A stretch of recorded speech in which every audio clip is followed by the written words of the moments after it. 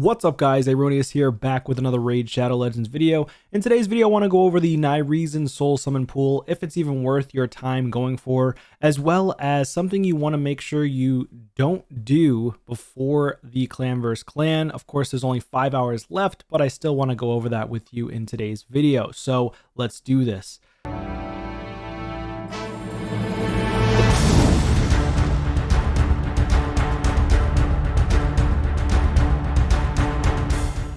Alright, so just hopping right in, Altar of Souls. We do have the Nyreason Soul Summon Pool active.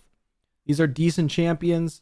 You got a Krizia Perfect Soul, you've got an Underpriest Brogni, you got Molly Tankard, Newt, Kyoku, all strong champions actually. These are actually better than just good champions. These are strong champions. Yumeko's good, Lady Kimmy's good, Mishinaki's amazing.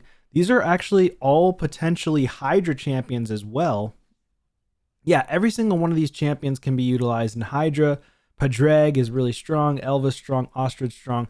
Yeah, most people will have many of these champions, like Padraig if you went for the guaranteed for him.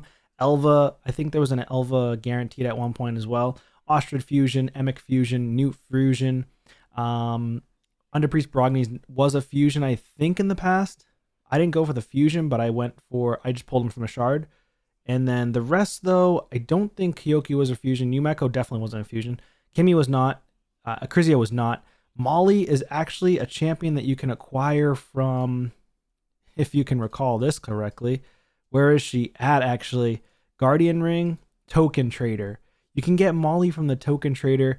I was taking so long to find it because they've never updated this thing since it's come out, which was like 2+ years ago, which is absolutely bonkers insane. You need to update that plarium. What the hell are you doing?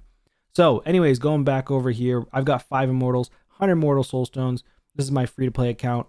For me, 60 of these crystals, whatever you want to call them, I don't even know the name of them, jewels, prism jewels.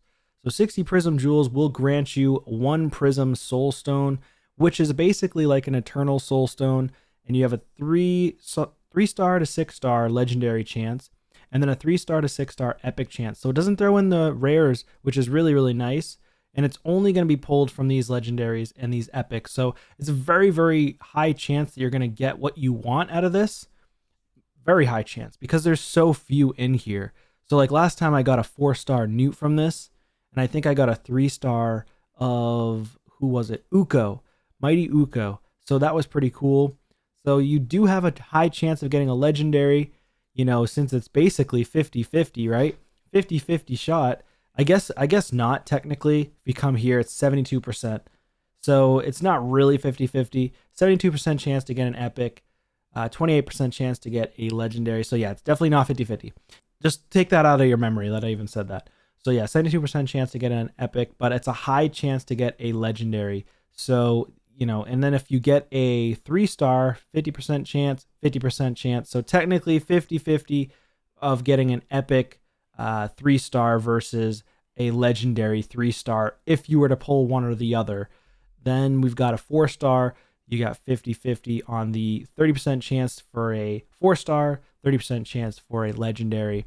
And then it goes 12%, 13%, then 8%, 7%. So I mean, chances of getting a 6-star legendary is so slim, it's absolutely insane. But if you do get it, it's pretty crazy. And since it's such a small summoning pool, if it's legendary, Emic 6-star, pretty crazy.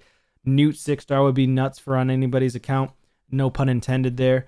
But, you know, Lady Kimmy would also be very strong for most accounts. I know a lot of people are going to be YOLOing like crazy, putting money into this right here, just so they can get a ton of pulls for the Yumeko and potentially the Krizia. That's what I would assume. And then maybe Padraig as well for Hydra. Maybe even Mishinaki or Newt. But other than that, you know, the other ones, if you got like a 6-star Underpriest, he would actually pair really well with this new Fusion Wixwell in an Infinity comp. So basically, he's going to help Wixwell stack up the shields as fast as possible, way faster than by themselves, right? If you pair Wixwell and Underpriest together with the shield growth is insane. So you just want to make one of them like a bolster or a shield set, and then that growth is going to be so simple to build upon each other for a Hydra or for a clan boss fight, I feel like. But you also do need an extender. you need one extender on the team at least minimum, and then maybe even a reset champion to help continuously extend those buffs. But I feel like maybe Under Priest and Wixwell might be able to do it on their own, but just to be safe, I feel like an extender will be required. But you guys will know more than me in the comments down below, so let me know your thoughts and comments on that. But do I think this is worth going for? I would say so personally, because if you're trying to even get if you got an epic, like just taking a look at the epics here, you know, Geomancer, potential 6-star, Gala Longbraids is also super powerful. All these epics would be really powerful for Curse City, so, or just Faction Wars or any other area of the game for progression.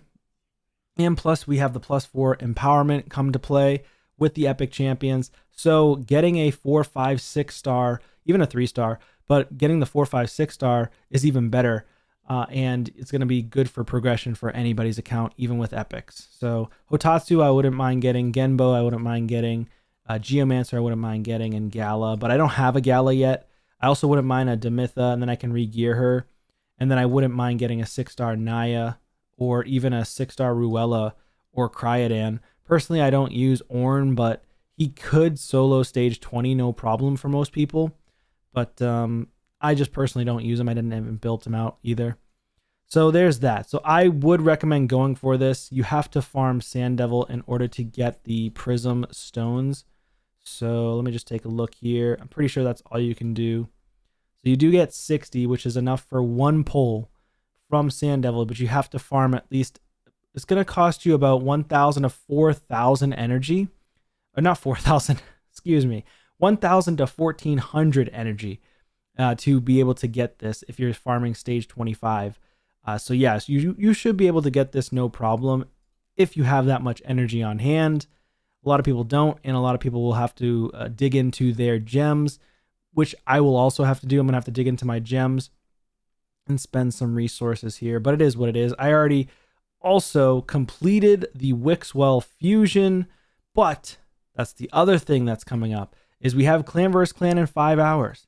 So you don't want to pull your Wixwell. You probably already have. You might have made this mistake already, but if you've saved all your copies, you can fuse Wixwell during the Clan vs. Clan and get yourself, I think it's either 10,000 or 30,000 points for a brand new legendary. So don't let those points go to waste. But anyways, I think that's going to be it for this one, guys. Just a short video. I think the Altar of Souls is worth it if you're going to go for the Sand Devil's turn attack, because as well as you're not just getting the one pull basically in its internal soul stone, you're also getting an immortal soul stone as well, gems, and immortal soul stone too. This 5-star attack glyph, I wish this was a 6-star haste glyph. Like, they should really reconsider putting an attack glyph and change this to a haste glyph. Then more people would want to farm for this. And because I definitely would. A 6-star haste glyph is so hard to come by. You just don't get them very consistent enough. So yeah, that's going to be it for this one, guys. Thank you so much for tuning in, and I hope to see you guys on a video soon. Take care.